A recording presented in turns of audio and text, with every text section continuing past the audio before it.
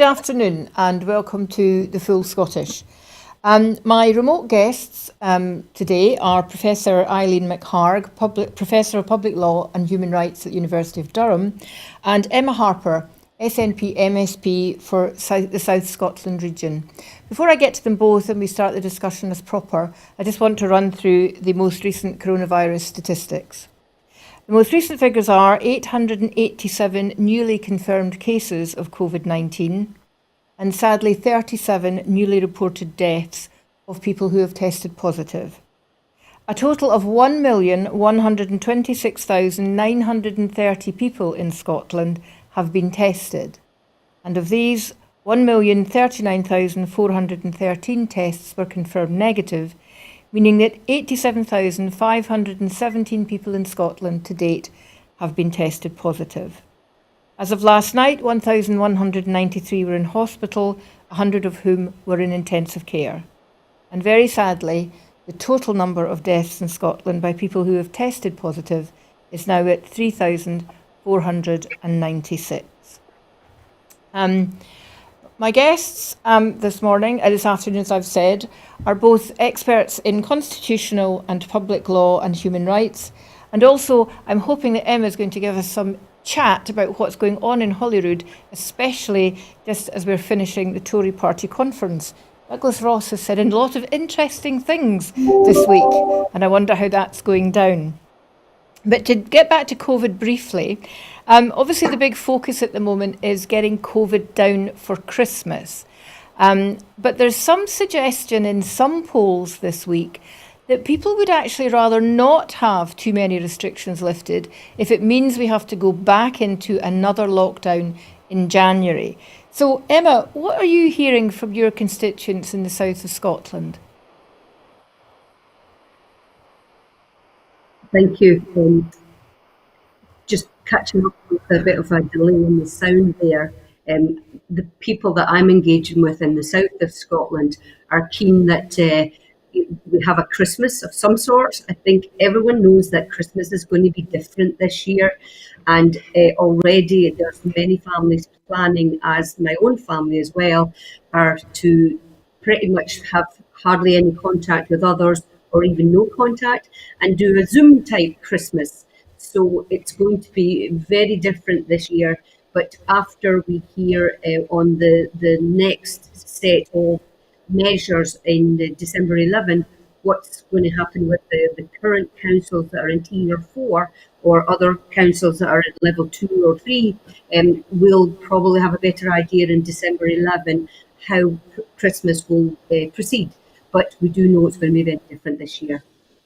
There's been a suggestion that in England, they're talking about having a break of several days, 4 or 5 days, which is longer than people have been talking about in Scotland, and also to allow several families to get together. So has there been any discussion that you've heard, Emma, about what is likely to be the rules in Scotland, or is it too early?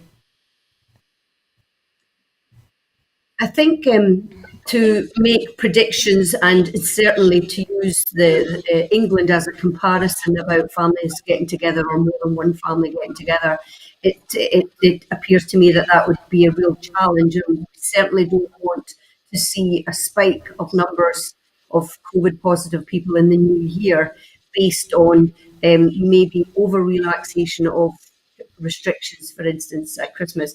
So my wish would be that everybody continues to follow the guidance right now. Face coverings, clean your hands, don't go into too many areas with too many people. And when First Minister makes the announcements or the update on December 11th, I'll look forward to that information so that we can maybe have some kind of Christmas this year where we maybe can meet with one or two of our family members. Given that you represent a border area, I can see it being particularly challenging if there were to be very different rules around families meeting for Christmas on either side of the border, given that people may actually have family on either side of the border. That I can see would be difficult. Aileen, how are things down in Durham at the moment? What tier are you in? And I should explain to people there's technical problems today, and we've got a bad delay in time between me speaking and the guest replying, so I apologise for that. Sorry. I'm in Helensburgh, not in. So I'm in tier 2 in Oh, right. Argyll and Bute.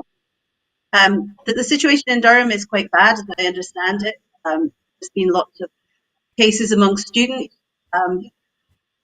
which has a big impact on what is quite a small city. But personally, I'm relatively free to move about where I am. Okay, well, you're very lucky. Glasgow's not free at all. Coming through the city this morning was like walking through a ghost town, but it's all for the good. I appreciate that. And we have to hope that these vaccines that we're hearing about, the various different ones, are actually going to come online soon, and that people are going to be sensible about them. And if they're offered a vaccine, that they take them, because the last thing we really want are further restrictions into the new year. Moving on then, I want to have a conversation with you both about the upcoming spending review. And the Scottish Government have called in Westminster for a 98 billion stimulus package. This represents approximately 5% of GDP, which is the same level of stimulus package that is happening in New Zealand and in Germany and in France. It would appear that the Chancellor has rather blanked Kate Forbes on that. But we need to understand that that request for a stimulus package is said at the same time that the government have just reported record defence spending of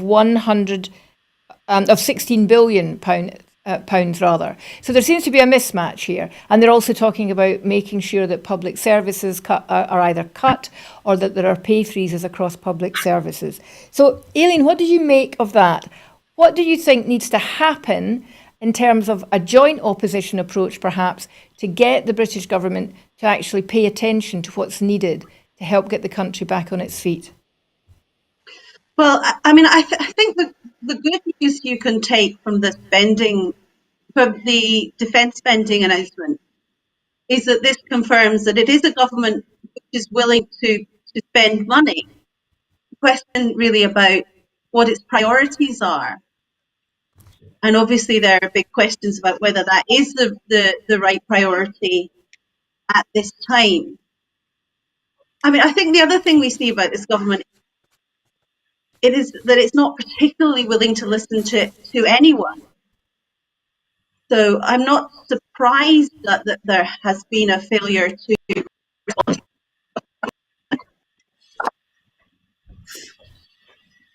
Oh, I'm sorry, Aileen, you've frozen there. Can't hear what you're saying. Sorry, Aileen, we missed that last bit. Would you just like to say again? You were talking about the government not listening. Yeah. It's not a government that's particularly keen on listening to other people's views on anything. So it's not really surprising that there hasn't been a response to the Scottish government. And I'm not convinced that there is anything that can be done to force the government to listen, other than it seems to be willing to respond to bad press. There have been a number of U-turns on various issues. So, I think all is not lost, but planning for a strategy to make the government listen is quite difficult. Emma, your colleague Kate's been really vociferous about this, and she's done tremendously well. And I think most people in Scotland understand what she's saying around this. I think a lot of people in Scotland will be horrified that it does appear that the Chancellor is just not prepared to listen. But apart from asking for the stimulus package, am I right in thinking that there's also increased demands for universal credit uplift of £20 to be continued beyond April of next year when it's due to finish, and for some more specific information and commitment to non-domestic rates relief, because these are all things that will help just not individual citizens but also businesses as well? Yep, thanks. I think Kate Forbes is doing a fantastic job as the Finance Secretary. She's proven her worth, and her knowledge is exceptional. I'm certainly not a financial expert, but one thing I would support is that Kate Forbes has asked on numerous occasions to meet with the Chancellor, and it just demonstrates to me that they don't see Scotland as equal and as important. If we are going to be a nation country and equal governments that are equal, then I would imagine that Rishi Sunak would welcome the request to meet with the Finance Secretary so that they can look at what support packages need to be in place. Obviously, Scotland is depending on the borrowing powers that England has, where we don't. So the challenges of the finances and dealing with the future and preventing job losses because of COVID is something that Kate Forbes is trying really hard to engage with the UK government's Chancellor about. But obviously issues around the rates relief and supporting the additional funding for Scottish families is really, really important and something that we need to continue to do and support. Yes, and of course, if they gave us the fiscal flexibility to borrow, it wouldn't cost the Westminster government a penny. It would fall onto us. And it seems bizarre that in a time like this, when there are so many pressures on the UK budget, that they're not prepared to even think about that. One of the things about COVID that's not getting a lot of coverage and people are not really talking about, as far as I can see in mainstream media, in terms of impact on people, is COVID-related debt. And that must, I would think, be soaring. And that's people who have been furloughed on 80% of salary, or people who've lost their jobs, or people who are having to work part-time, or whose hours have been cut. And we all know people in that situation. So, Emma, I'm wondering, down in your constituency, are you seeing people coming to you as a representative about their debt levels? Are you concerned about that? Is there evidence that it is increasing? And that's going to be something, in addition to all the things we know we're going to have to deal with, that's going to be an issue in 2021. Yep, absolutely. The casework has skyrocketed since COVID, since the initial virus lockdown. And my colleagues across the rest of Scotland are saying the same thing. We are constantly being contacted by businesses, by workers, by people that are now facing debt because they can't pay their rent. And so there's massive issues where people are really, really worried, and especially ahead of Christmas when people want to be able to, have some ability to enjoy a wee bit of the festive season. It's really right now, and again, just going through the people needing support.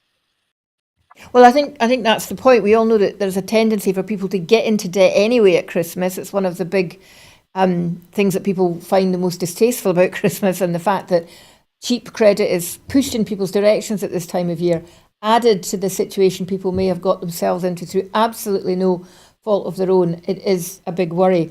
Aileen, you mentioned a few minutes ago that you thought the British government reacted to bad press. Well, let's face it, they do get enough of it. You'd think that perhaps that was the case. I'm not absolutely quite convinced.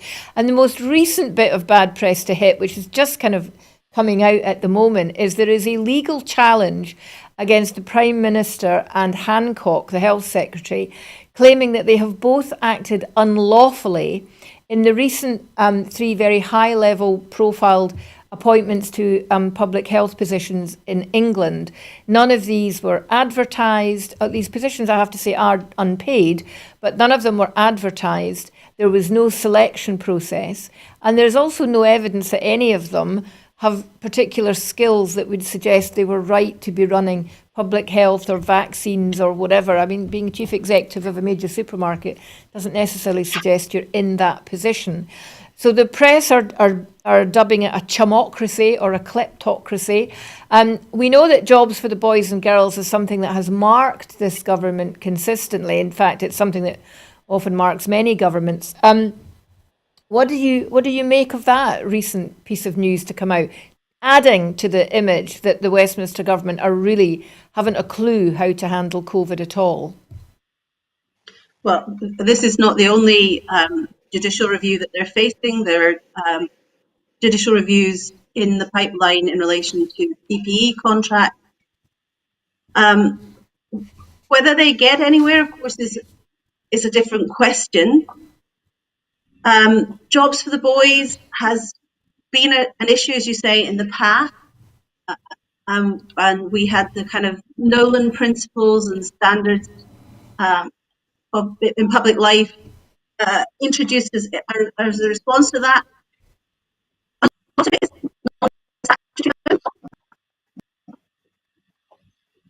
Oh, sorry, you're breaking up again a little bit, Aileen. Yes, a lot of these principles are non-statutory, so that makes that creates challenges for legal action against the government. So I need to, I will look with interest at the basis of the challenges that are being brought here. But I would be slightly sceptical about how far these will get. Well, it's suggesting that not only have they not followed appropriate standards, but it's also shown a degree of prejudice, because once again, it's preferring a very non-diverse white clique, if you like. And just so people can understand how they all join together. So Baroness Harding is a Tory peer. She's married to a Conservative MP. Kate Bingham, who is head of the UK's vaccine task force, is also married to a Conservative MP. And Mike Coupe, or Coop, sorry, I'm not sure if I pronounced that rightly, who's Director of Testing NHS Test and Trace, he's the one who's the former Chief Executive of Sainsbury's and was a colleague of Harding's at the supermarket. So that just goes to show how it's kind of all fitting together. Emma, what did you make of it all?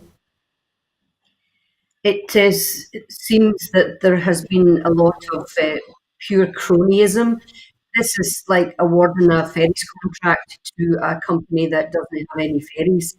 And now they're using COVID as an excuse, because they'll say that this is about we need to award contracts, we need to get on with the job, we need to make decisions quickly.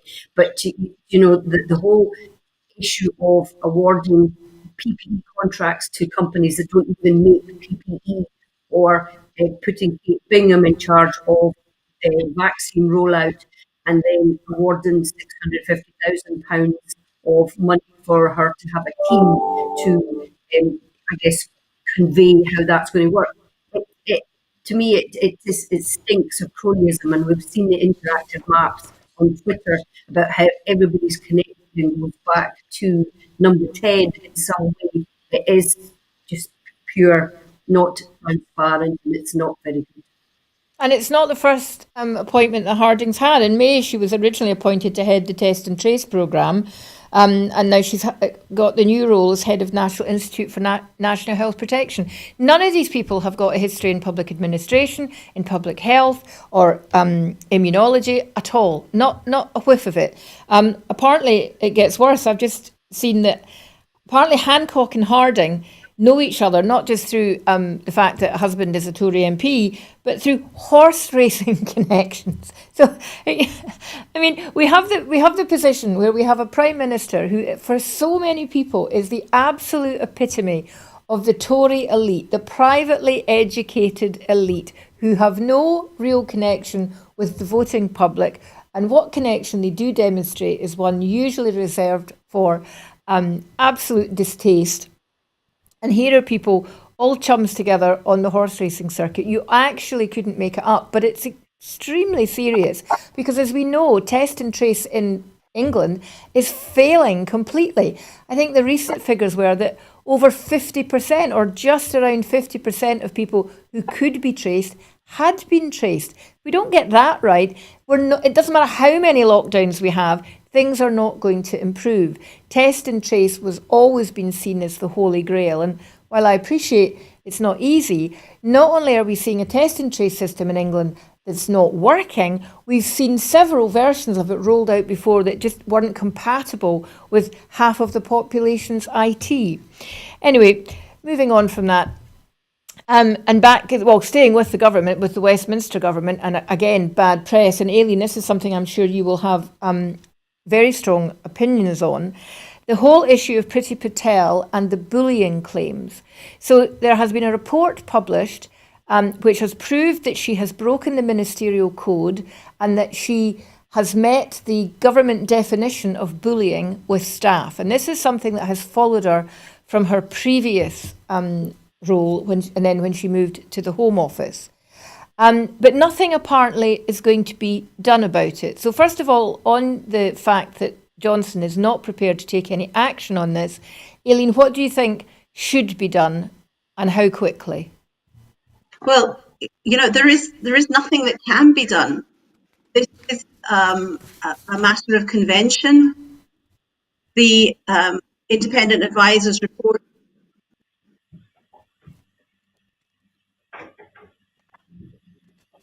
Sorry, Aileen, we've lost you again.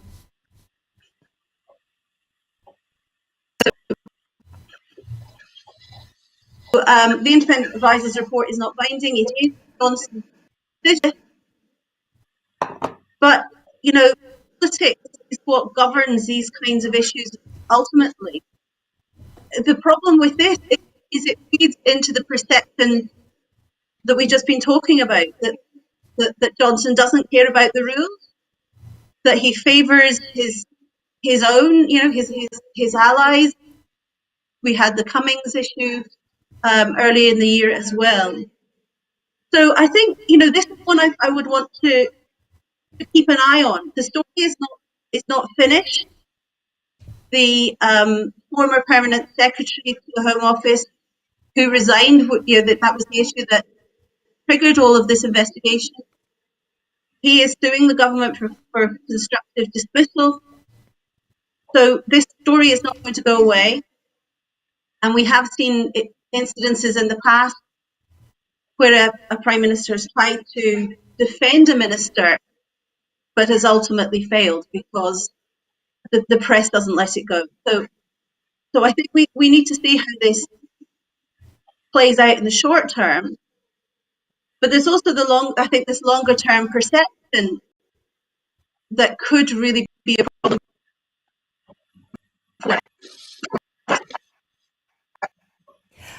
In a way, this is beginning. There's a whiff around this of the sorts of things we've been seeing in the United States with the Trump administration's reaction to advisors and to its version of the civil service.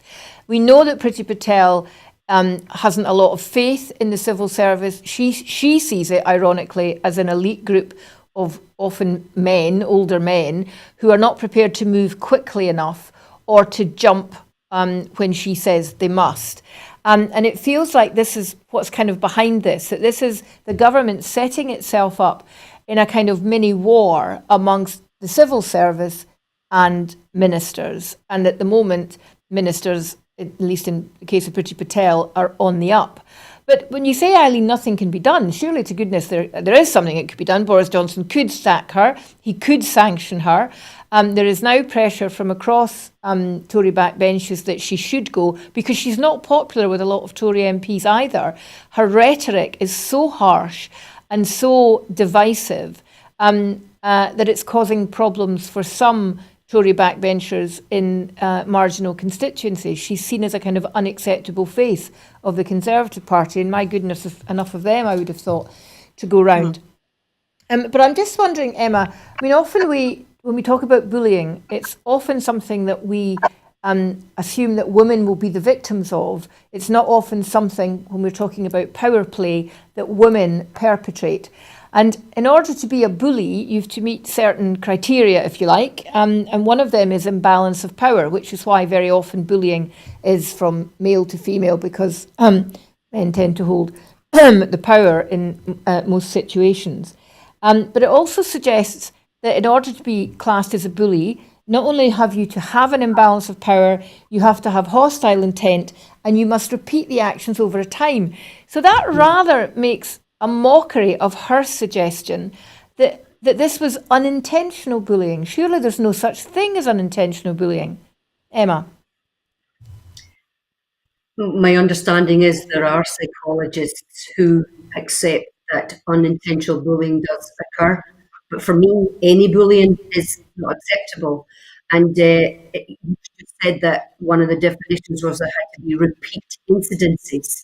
I wouldn't accept that either. I think any incidence of unequal behaviour, dynamics, for instance, of shouting or putting pressure on somebody to provide a report, for instance, in a timely manner, it's not acceptable. 30 years ago, I used to work across the operating table, and surgeons would shout at me if I wasn't handing them the right instruments or wasn't helping them stem the flow of blood fast enough. And that behaviour isn't acceptable anymore. It might have been acceptable for a surgeon to shout at a nurse 30 years ago, but it's absolutely not acceptable now. And so I would not condone any of what behaviour has been, I guess, intended or unintended. And certainly it's been found that Priti Patel did not treat her civil servants with consideration and respect.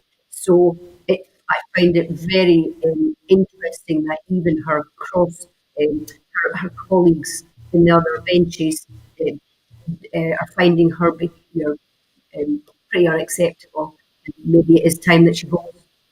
Well, as I say, she has form on it, so it's nothing particularly new. And if you've heard her make speeches, her tone is aggressive and completely uncompromising, and so it's not difficult to imagine that that's followed on to the workplace.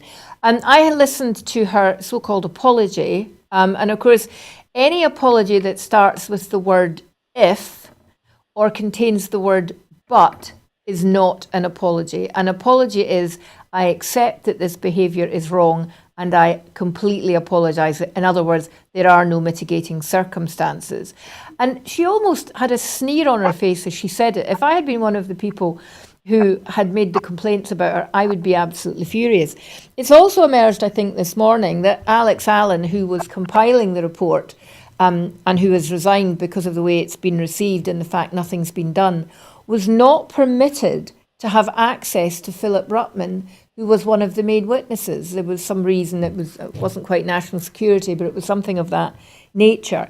So if you're going to have an investigation and then not allow your investigator to talk to witnesses, surely Alex Allen must have known that the report wasn't going to be treated in any way. So it's, as Aileen has said, it's the kind of message it's sending out. It's how it's making the government look. But on the question of how governments are being made to look, you really only have to look over the Atlantic to see how disastrously possible it is for someone to make a complete fool of himself and his administration, and that is Donald Trump. As we move closer and closer to the 8th of December, which is the date by which I believe all attempts to have legislation changed or have all irregularities examined in the count, and the 14th of December when the Electoral College will meet and cast their votes, Donald Trump continues, despite the fact he has had legal setback after legal setback, to continue. But worse than that, he's gone in a huff, he's gone in a sulk. And while over 1,000 Americans are dying a day of COVID, he simply has not appeared. And from a man who's normally upfront and personal on every form of media, he's disappeared. So, Aileen, I want to ask you to give us your kind of impression and views of what's the worst case scenario that might happen if Donald Trump continues to not concede to Biden in the coming weeks before Inauguration Day? Well, I think he's not going to get anywhere in the court. He's not just losing these cases, he's losing humiliatingly. Judge after judge is saying there is no evidence, or the evidence you're bringing doesn't support the claims you're making. So I think that's not a winning strategy for him. What I fear he is trying to do, though, and I think with some success, is to plant this idea that the election has been rigged. I saw statistics that Oh, sorry again, Aileen. We are having trouble with your feed today. I'm really sorry about that.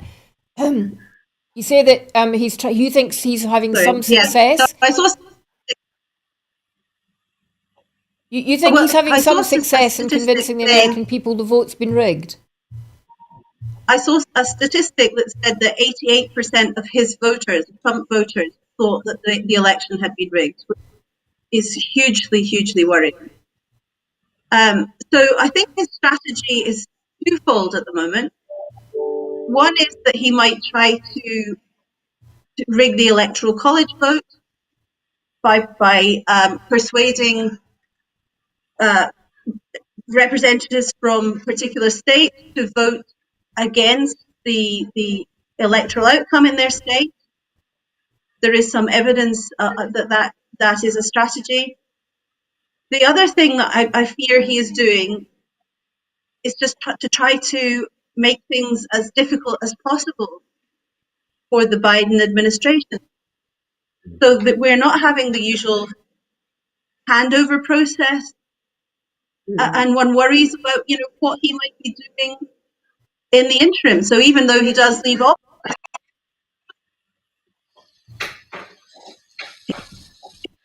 I'm interested in your suggestion, and I have heard it before, that he might try to rig the electoral college. Do you know if there's ever been, if that's ever happened before? I mean, in recent times, I don't mean maybe 100, 200 years ago, but in recent times, in let's say the last 70 years, that an electoral college has not voted the way that the people who voted in those districts have asked for. there have been incidences of individual representatives voting against. They're called faithless electors.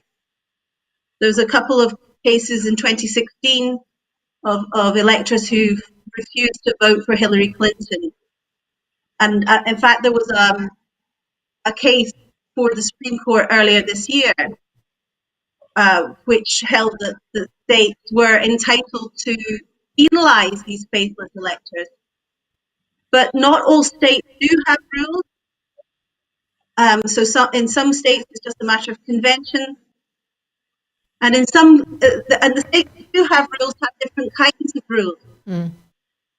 Sometimes they can cancel a vote, but not in all cases.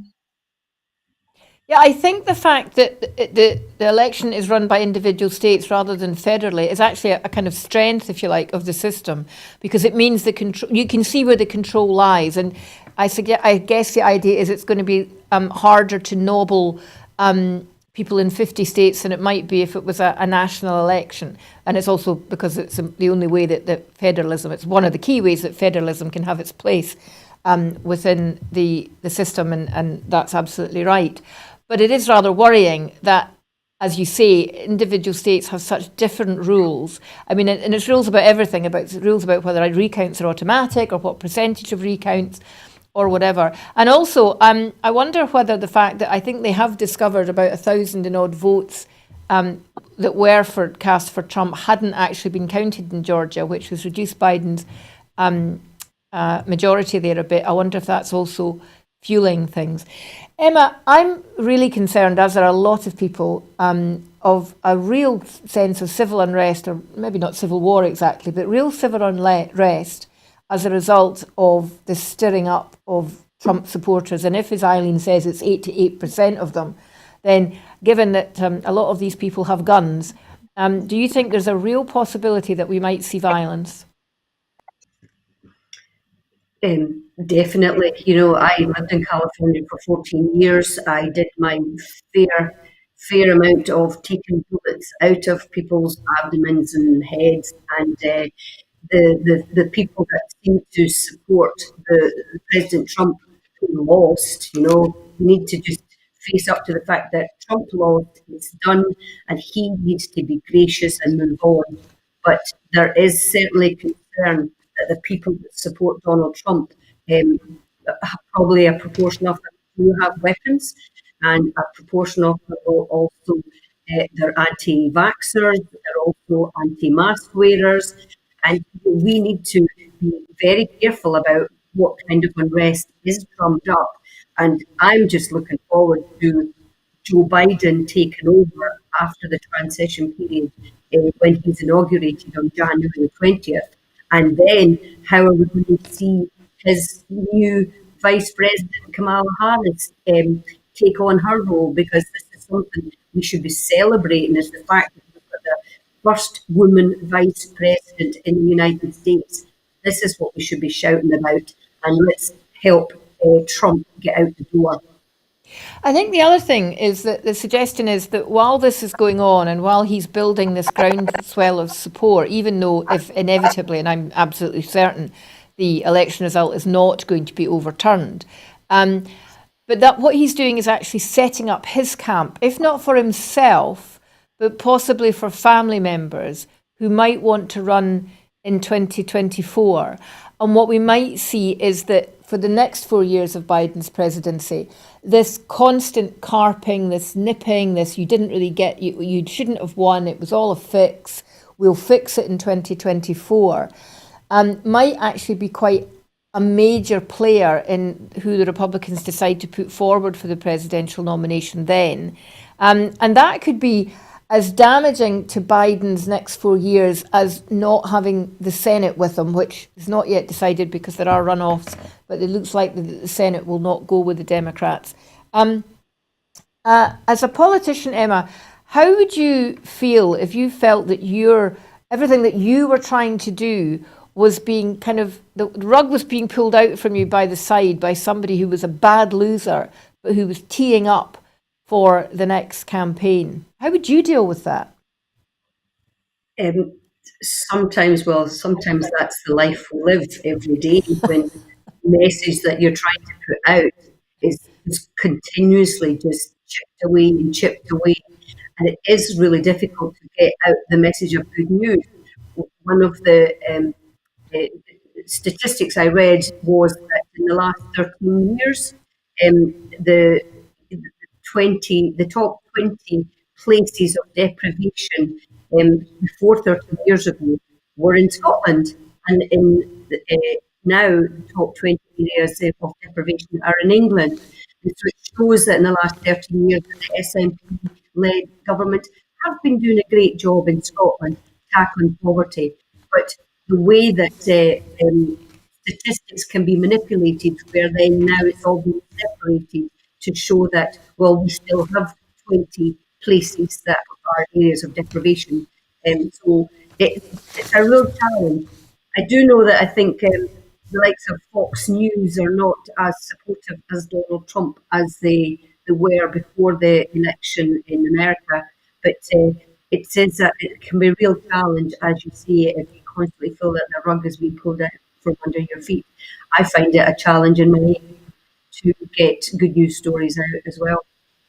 And there is also rumour that, as well as teeing up himself or his family for a run in 2024, that what he might do is try to set up an alternative ultra-right-wing broadcasting company to take on the light of Fox News, because he does feel that they have kind of backed off from him quite a bit.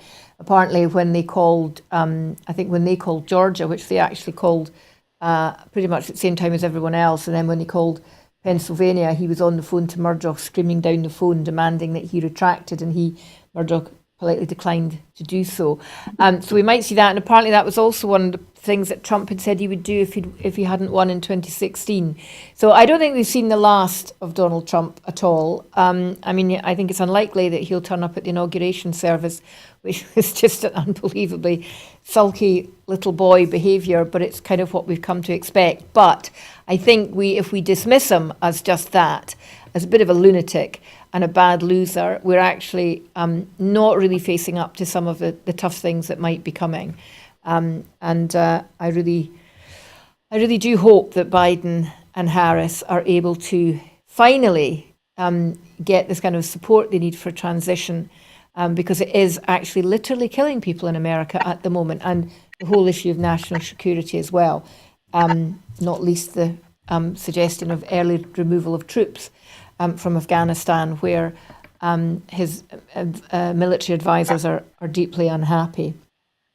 Moving on then and closer back to home, we have just seen the end of the Scottish Conservative Party conference, virtual this year as everyone else's is. In 2019, Ruth Davidson banned Boris Johnson from turning up, and he didn't. But this time they let the Prime Minister have a little slot, which was a bit brave, I guess, given what he had said about devolution earlier in the week, or allegedly said. Of course, it's fake news and he's been misreported and all the rest of it. Emma, we're hearing that Scottish Tories were pretty annoyed with Boris Johnson and his comments about devolution. Have you have been able to find out if that's actually the case? Have you heard anything from your Conservative colleagues in Holyrood and how they were feeling about it? Well, I know that some of the colleagues were backpedaling, saying that Boris didn't say that devolution was a disaster, that basically they were saying it was the SNP that was a disaster. But I think, like, to be frank, Boris is the disaster, the Prime Minister is the disaster, the way they're handling Brexit, we don't even know what's going to happen at the port of Cairnryan yet, which is the third busiest port in the UK, right in the southwest of Scotland, in my patch. So, the disaster is staring at us in the face when he actually does choose to go on the telly. And it's going to be hard work for the likes of Douglas Ross to take orders from his, bosses in Westminster when his bosses are completely disregarding Scotland and they just don't seem to care about us. As we were talking earlier about the fact that Richie Sunak doesn't even want to meet with Kate Forbes because he's too busy. So the Tories in Scotland are going to have an uphill climb next year, and that's what Boris's disaster has led to. But the thing about devolution is you can't pick or choose. You can't pick the bits you like and reject the bits you don't like. That's the point of devolution. The powers are given away to somebody else to use as they see fit. And the SNP are the democratically elected government in Scotland and have been for 13 years. Aileen, what do you think, what kind of constitutional fallout do you think is possible from these kind of comments? Clearly, it would suggest that any further powers being given to Scotland in the future, either as a reward for voting no in a future referendum or as a bribe to make people vote no, couldn't be believed. What do you think? Yeah, I mean, I think the problem with the backpedaling on Johnson's statement is that there is clear evidence that there's a strand of thinking in the Tory party that thinks that devolution was a mistake, that would like to roll back some of the powers, or even there are people who say quite clearly they would like to abolish it together. So, I think we are in a dangerous time for devolution. The UK Internal Market Bill is highly problematic. I'm sure you've discussed that before. But what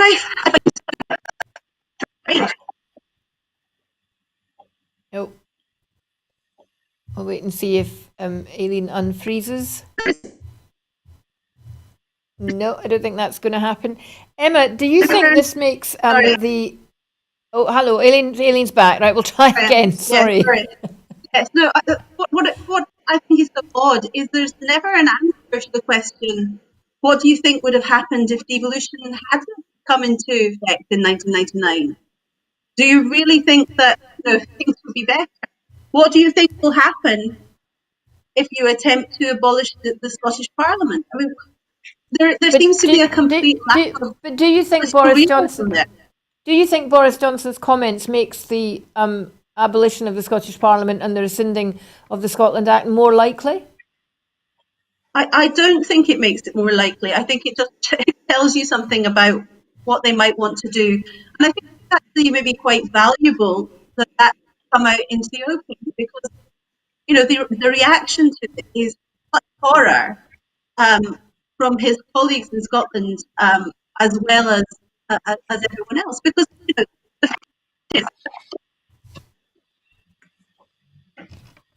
I mean, in saying it, apart from it being an insult and undermining the democratic process, it kind of takes a horse and cart through the Tory party credentials in Scotland.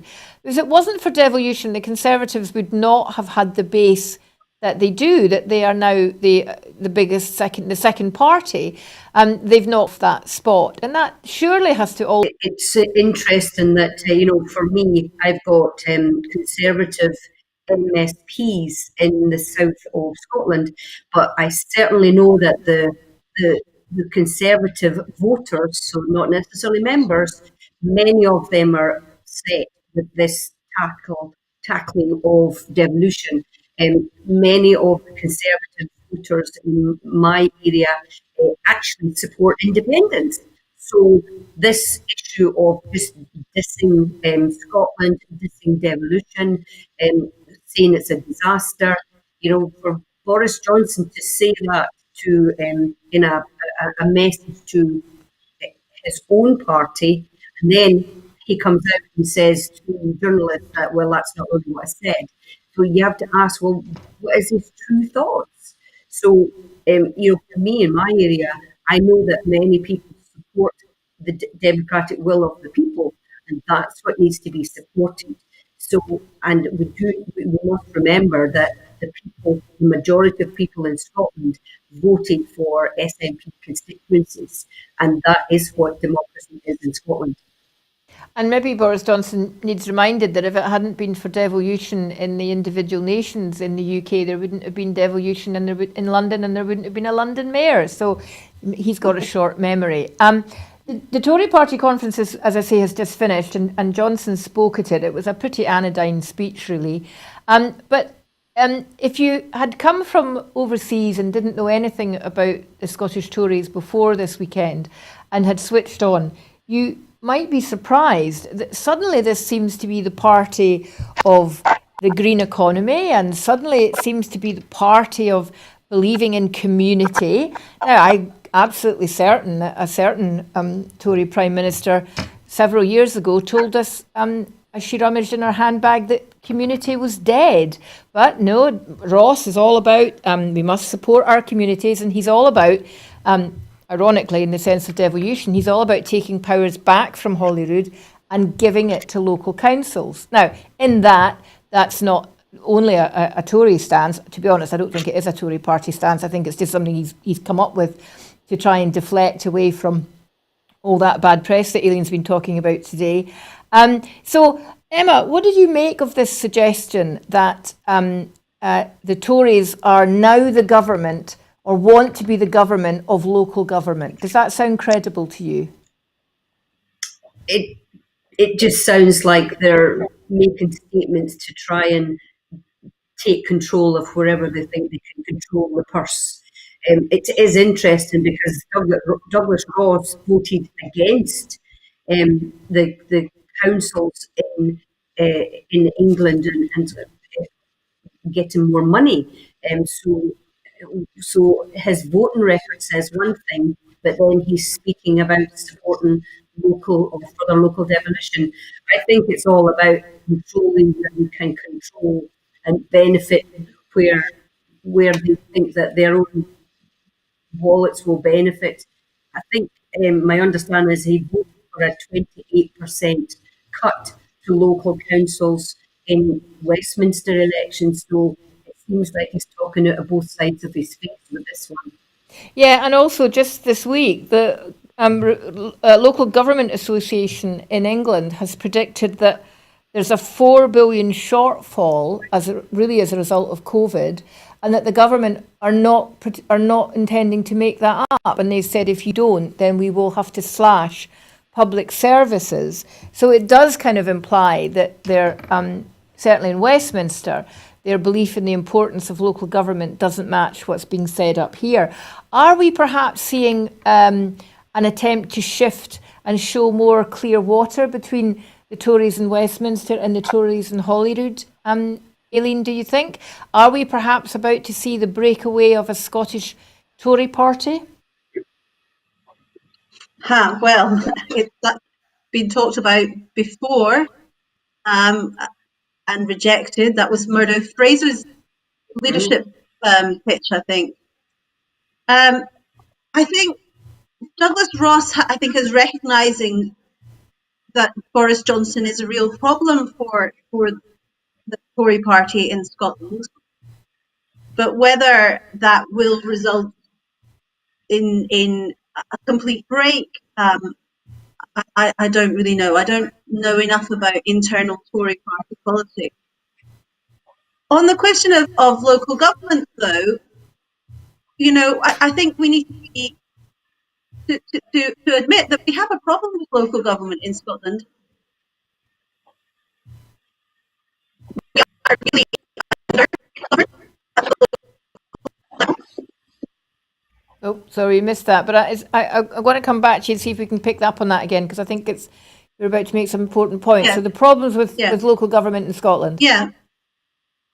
Yeah, we're under-governed at the local level. We have the lowest rate of local representation per capita in Europe. So, the idea that 32 local authorities is enough, or that they have enough power, I think is something that is really worth challenging. And as you said earlier, it's a cross-party position.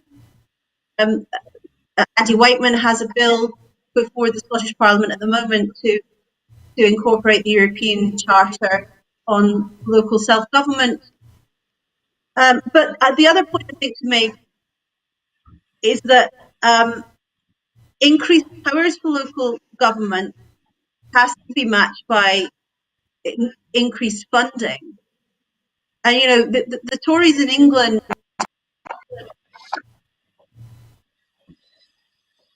Yeah, so the Tories in England are not, as we said, are not putting their money where their mouth is. So it does question whether that's going to happen. Right.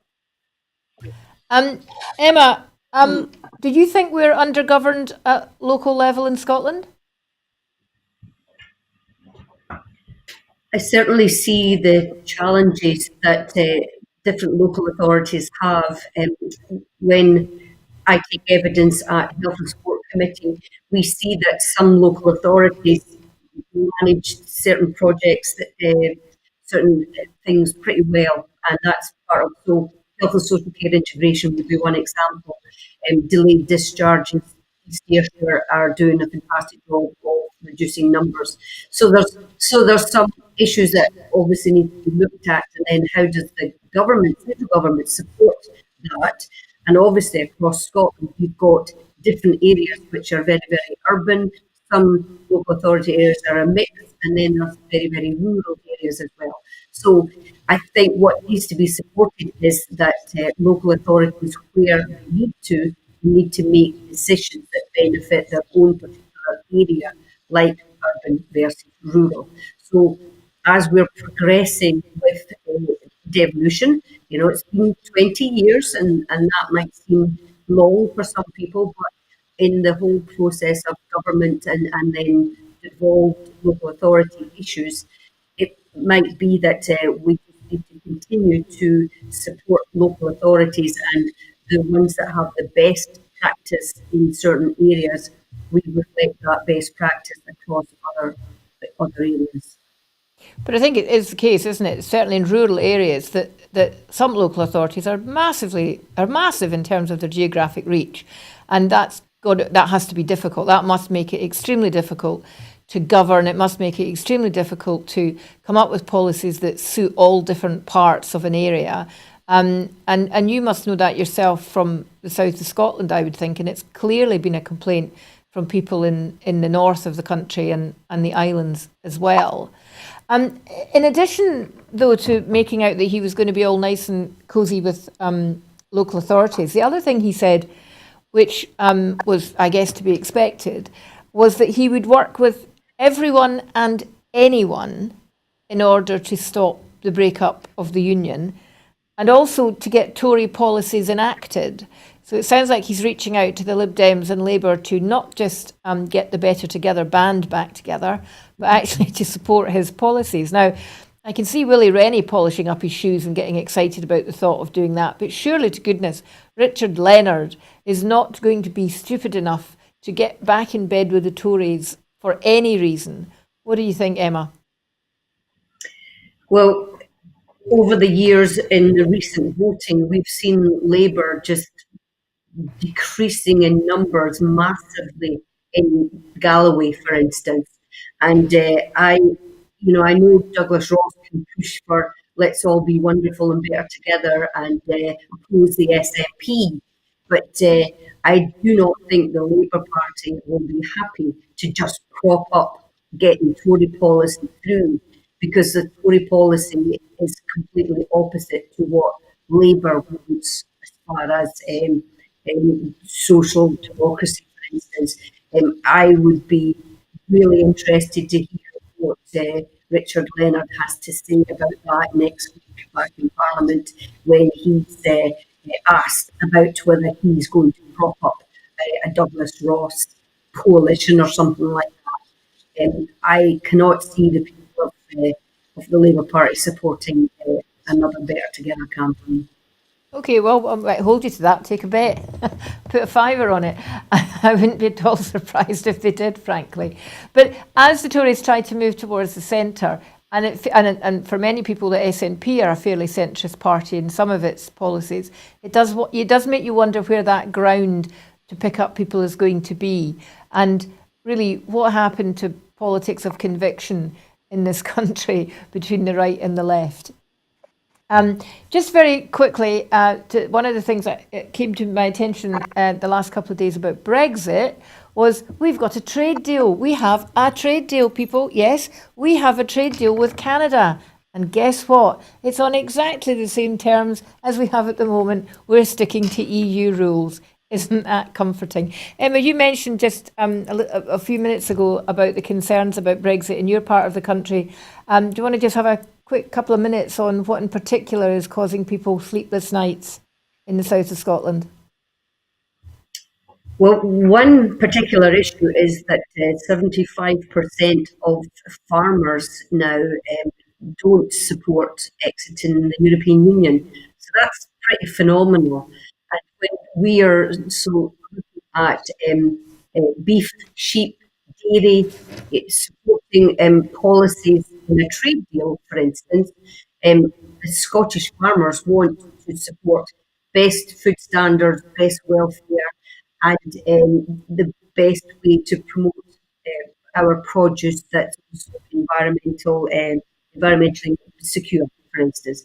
So what we've been challenging around the trade deal is that it seems that the UK government weren't as committed to the best food standards of produce being brought into the country, which might have been reared or produced at lower standards of welfare, more hormone-injected beef, antibiotics used in the cattle, and also in pig rearing. So it was a real concern, and Brexit and trade deals doesn't seem to be supporting what Scottish farmers would like to see for themselves. Well, what a surprise. Well, on that note, I'd like to thank both my guests today, apologise to viewers for the slight technical difficulties. It's just one of the other things that we're having to put up with under COVID. Just to remind you, 2021 is going to be a very important year for Scotland, and Broadcasting Scotland wants to be at the centre of that. Despite today's technical hiccups, we do actually have technical ability and capacity to report live from our studio and have remote feeds, for example, at all the live counts in the May election, and be ready for IndieRef 2 when it's called. But it does take money. Last year we invested heavily in our facilities, but this year we have an ambitious crowdfunding target of £100,000 so that we can recruit the journalists and production staff to continue to produce live quality television. Please help. Go online, www.broadcasting Scotland. Have a look at what we are aiming to do. Register, donate, join the crowdfunding, become a supporter for £5 a month, whatever you can afford. It will all be used in the best possible way. So thank you again to my guests today. I hope you've enjoyed today. I hope wherever you are and whatever you're allowed to do, you do it with a smile on your face. The show will be back next Sunday, and I will be back in 2 weeks. Thank you and good afternoon.